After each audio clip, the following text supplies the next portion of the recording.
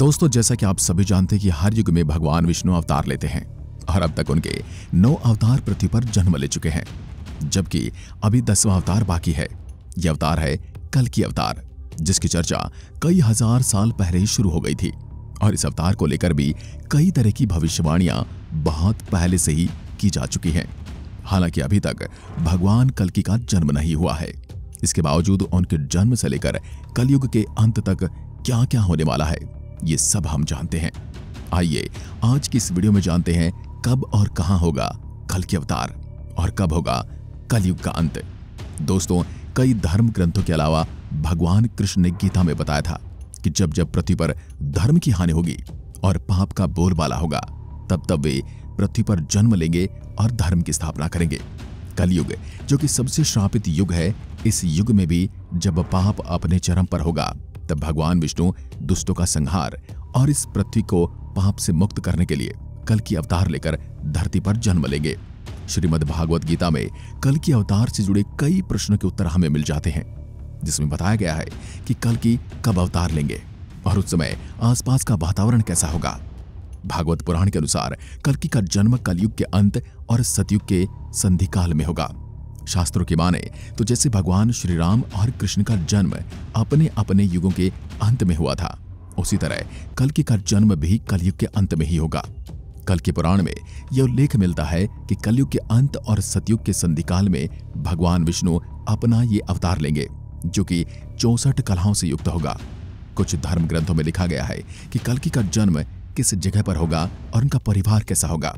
जैसे स्कंद पुराण में बताया गया है, कल्कि भगवान का जन्म उत्तर प्रदेश के मुरादाबाद जिले के संभल गांव में होगा। उनके पिता का नाम विष्णु यशा होगा, जो कि एक तपस्वी होंगे।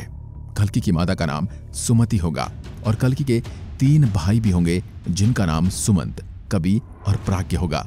परशुराम को उनका गुरु बताया गया है और कुछ धर्म ग्रंथों में तो कल्कि के विवाह को लेकर भी बातें लिखी गई हैं। उनकी 2 पत्नियों का वर्णन इसमें मिलता है। पहली है लक्ष्मी रूपी पद्मा और दूसरी है वैष्णवी रूपी रमा, जिनसे उनके 3 पुत्र होंगे, जिनका नाम जय, विजय और मेघमाल होगा। दोस्तों, हम ये तो जानते कि कल्कि अवतार कलयुग में होगा, लेकिन वो कब जन्म लेंगे इस बारे में सही से कोई नहीं जानता। शास्त्रों की माने तो भगवान कल्कि का जन्म श्रावण मास के शुक्ल पक्ष की षष्ठी तिथि को होगा। हालांकि उनका जन्म किस साल में होगा, इसके बारे में किसी भी ग्रंथ में कोई जानकारी नहीं मिलती है, लेकिन इस तिथि को कल्कि जयंती उत्सव तिथि के रूप में जाना जाता है। कल्कि अवतार के बारे में ऐसी भी जानकारी मिलती है कि जब उनका जन्म होगा तब कोई भी उनके बारे में नहीं जानता होगा, क्योंकि भगवान कल्कि पब्लिसिटी यानी कि समाज से दूर रहेंगे। वे जंगल या दूर दराज में रहेंगे और उनके अनुयायी भी अंडरग्राउंड रहेंगे और समय आने पर कल्कि भगवान के साथ खड़े होंगे। भगवान कल्कि के साथ 74,000 लोग जन्म लेंगे, जो कि महाभारत काल के समय के लोग होंगे, जो फिर से धरती पर आकर युद्ध लड़ेंगे। इसके अलावा 64 धार्मिक गुरु और 8 सैन्य अधिकारी भी जन्म लेंगे, लेकिन ये सभी वैष्णव संप्रदाय के नहीं होंगे, बल्कि गृहस्थ होंगे। कलयुग के अंत में जब मानव मूल्यों का ह्रास हो जाएगा, तब कल्कि अवतार जन्म लेंगे। बचपन में उन्हें बहुत सी दिक्कतों का सामना करना पड़ेगा, लेकिन अंत में वे इस अंधकार को चीरकर पृथ्वी पर बचे लोगों को निराकार मंत्र देंगे। जो भी लोग इस घोर कलयुग में धर्म के रास्ते पर चलने वाले हैं, वे जान ले कि चक्रधर की कल्कि अवतार होंगे। भगवान कल्कि के बचपन का नाम चक्रधर बताया गया है और ऐसा कुछ ग्रंथों में ही लिखा गया है, जबकि अन्य ग्रंथों में उनका नाम कल्कि ही लिखा हुआ है। दोस्तों, वैसे कलयुग के अंत की शुरुआत हो चुकी है, लेकिन कल्कि अवतार का होना भी बाकी है। जब कलयुग का अंत होगा, तब कल्कि भगवान एक युद्ध की परिस्थिति पैदा करेंगे, जो कि अच्छे और बुरे लोगों के बीच होगा, यानी कि अच्छाई और बुराई के बीच। इस बीच लोगों को सब कुछ झेलना पड़ेगा और लोग कीट पतंगों की तरह मारे जाएंगे। हर तरफ लोग केवल त्राही माम करते दिखाई देंगे।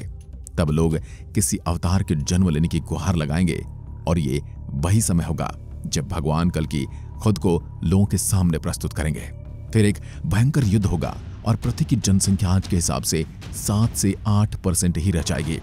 इसमें से 33 करोड़ लोग भारत में रहेंगे और बाकी 31 करोड़ लोग पूरे विश्व में रहेंगे, यानी भारत में भी 100 करोड़ लोगों को मरना पड़ेगा।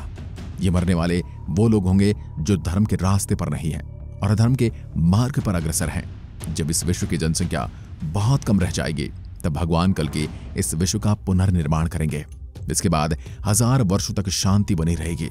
अमेरिका का बहुत बड़ा हिस्सा जलमग्न हो जाएगा और रूस पूरी तरह से हिंदू राष्ट्र कहलाएगा। चीन पूरी तरह से तबाह होकर कई भागों में बंट जाएगा। भारत का अंतिम राजा ऐसा होगा जिसकी कोई संतान नहीं होगी, यानी वो एक योगी पुरुष होगा। वहीं अन्य कुछ कहानियों की बात करें तो कलयुग के अंत में कोई भी मनुष्य वेदों का पालन नहीं करेगा। विवाह को धर्म नहीं माना जाएगा, सिर्फ एक कॉन्ट्रैक्ट माना जाएगा। लोग बिना विवाह के ही एक दूसरे के साथ रहेंगे और फिर आपसी अनबन के बाद एक दूसरे का वध तक कर देंगे।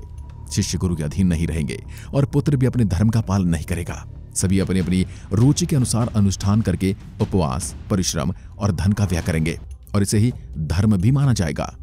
मनुष्य अधर्मी हो जाएगा। हत्याएं, लूट और अपहरण जैसी घटनाएं अपने चरम पर होंगी और फिर एक समय ऐसा आएगा जब भगवान विष्णु सभी दुष्टों का विनाश करने के लिए कल्कि अवतार लेकर सफेद घोड़े पर बैठकर आएंगे।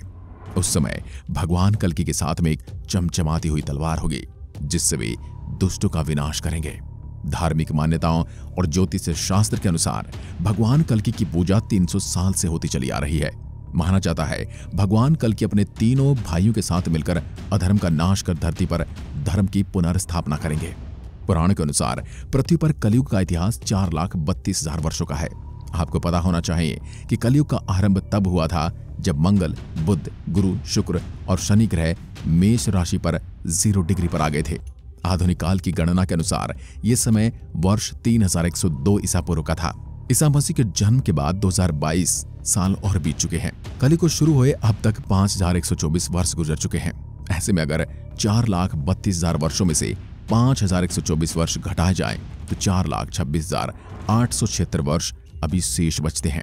कलयुग खत्म होने में अभी बहुत लंबा समय बाकी है और तब तक दुनिया को काफी कुछ देखना बाकी है।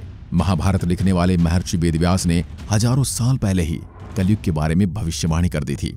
महर्षि वेदव्यास के अनुसार जैसे जैसे कलयुग आगे बढ़ेगा, पृथ्वी पर अनाचार, अत्याचार बढ़ते चले जाएंगे। राजा लोग शूद्र तुल्य होते चले जाएंगे और ब्राह्मणों में संस्कारों का नाश हो जाएगा। राष्ट्र की अधीरता बढ़ेगी और वीरता संपन्नता खत्म हो जाएगी। शिष्य अपने गुरुओं का पालन नहीं करेंगे। विवाह को संस्कार नहीं माना जाएगा। लोग वेदों का पालन नहीं करेंगे। हत्या, लूट की घटनाएं बढ़ती चली जाएंगे। आश्रम की पद्धतियां खत्म हो जाएंगी। उनके अनुसार भी कल की भगवान के गुरु भगवान परशुराम जी ही होंगे। परशुराम जी भगवान विष्णु के ही एक अवतार हैं। इन्हें अमरत्व का वरदान प्राप्त है। इनके निर्देश पर कल की भगवान शिव की तपस्या करेंगे और दिव्य शक्ति को प्राप्त कर अधर्म का अंत करेंगे।